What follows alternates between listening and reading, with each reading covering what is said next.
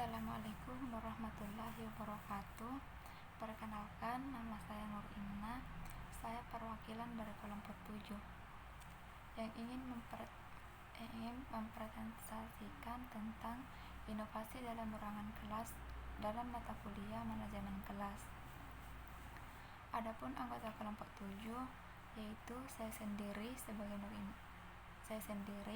Nur Inna, yang kedua Nurhalisa Eka Putri, dan ketiga Muhammad Kramul. Pada PowerPoint ini saya akan menjelaskan inovasi dalam ruangan kelas. Inovasi kelas menyangkut upaya kepala sekolah untuk menciptakan kondisi-kondisi yang memungkinkan diri para guru untuk melakukan tindakan atau usaha-usaha yang bersifat kreatif dan inovatif. Kepala sekolah dan guru-guru perlu mencari atau menciptakan cara-cara kerja atau hal-hal yang baru yang lebih sesuai dengan kebutuhan.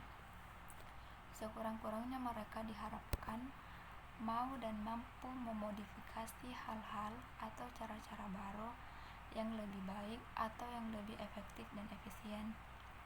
Kondisi demikian perlu diciptakan di sekolah agar pembaharuan pendidikan dapat muncul dari warga sekolah, sebab hal ini akan menumbuhkan sikap dan daya kreatif warga sekolah. Kepala sekolah yang baik selalu mendorong diri dan stafnya mencari dan menerapkan strategi baru dalam melaksanakan tugas-tugasnya.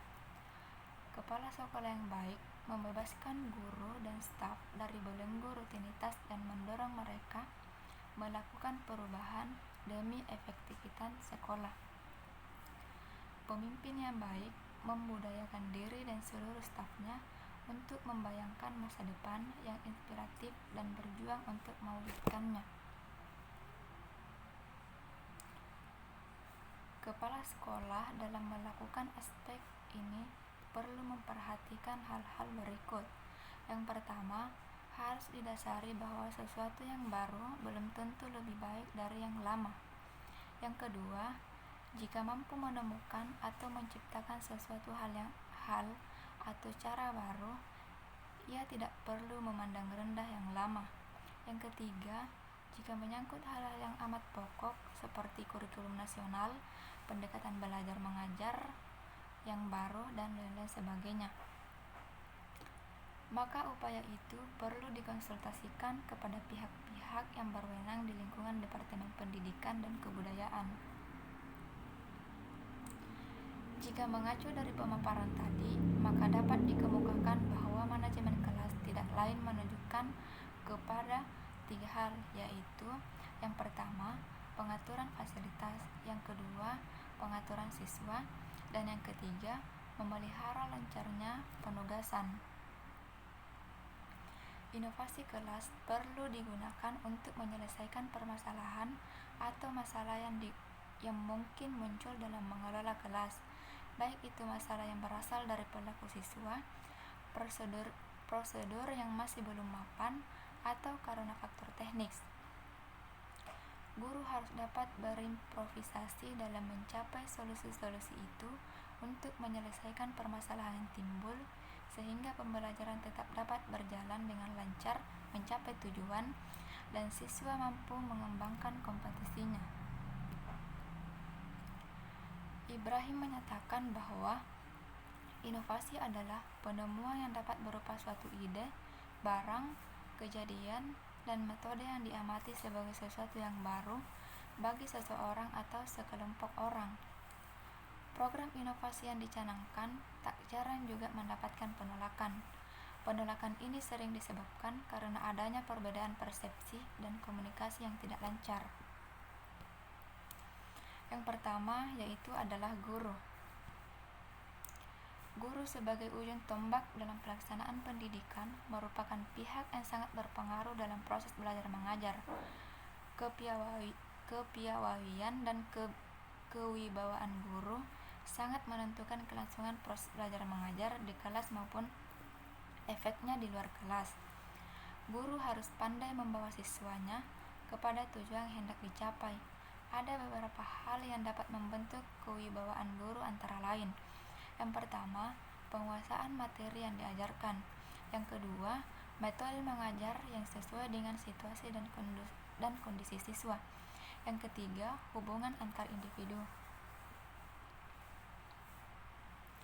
Keterlibatan guru dalam perubahan pendidikan mulai dari perencanaan, inovasi pendidikan, sampai dengan pelaksanaan dan evaluasinya, memainkan peran yang sangat besar bagi keberhasilan suatu inovasi pendidikan. Dalam suatu inovasi pendidikan, gurulah yang utama dan pertama terlibat karena guru mempunyai peran yang luas sebagai pendidik, sebagai orang tua, sebagai teman, dan sebagai motivator. Yang kedua, siswa. Siswa sebagai objek utama dalam pendidikan, terutama dalam proses belajar mengajar, siswa memegang peran yang sangat dominan. Siswa dalam proses belajar mengajar dapat menentukan keberhasilan belajar melalui penggunaan intelijensi, daya motorik, pengalaman, kemauan dan komitmen yang timbul dalam diri mereka tanpa ada paksaan. Hal ini bisa terjadi apabila siswa juga melibatkan dalam proses inovasi pendidikan, walaupun hanya dengan mengenalkan kepada mereka tujuan daripada perubahan itu, mulai dari perencanaan sampai dengan pelaksanaan, sehingga apa yang mereka lakukan merupakan tanggung jawab bersama yang harus dilaksanakan dengan konsekuensi. Yang ketiga, kurikulum.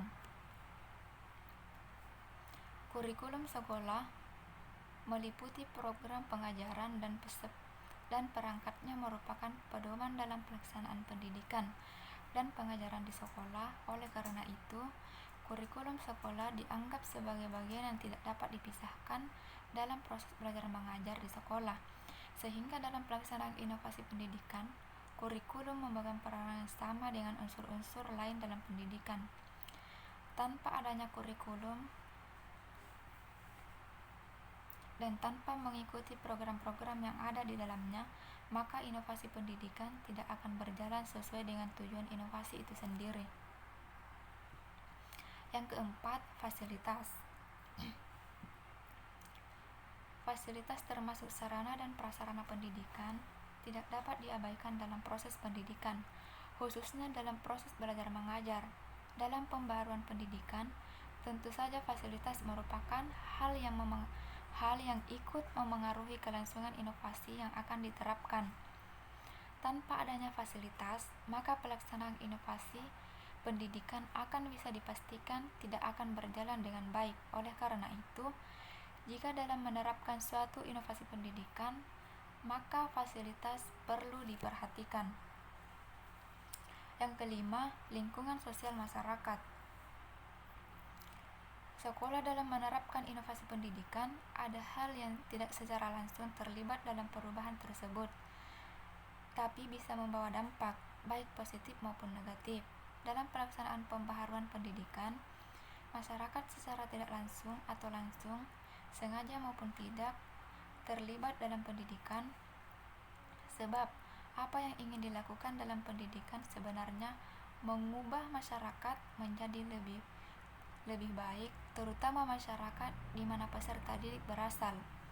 Tanpa melibatkan masyarakat sekitarnya, inovasi pendidikan tentu akan terganggu, bahkan bisa merusak apabila mereka tidak diberitahu atau dilibatkan. Itulah pemaparan dari kelompok 7. Terima kasih atas kesempatan yang diberikan. Saya ucapkan terima kasih dan Assalamualaikum warahmatullahi wabarakatuh.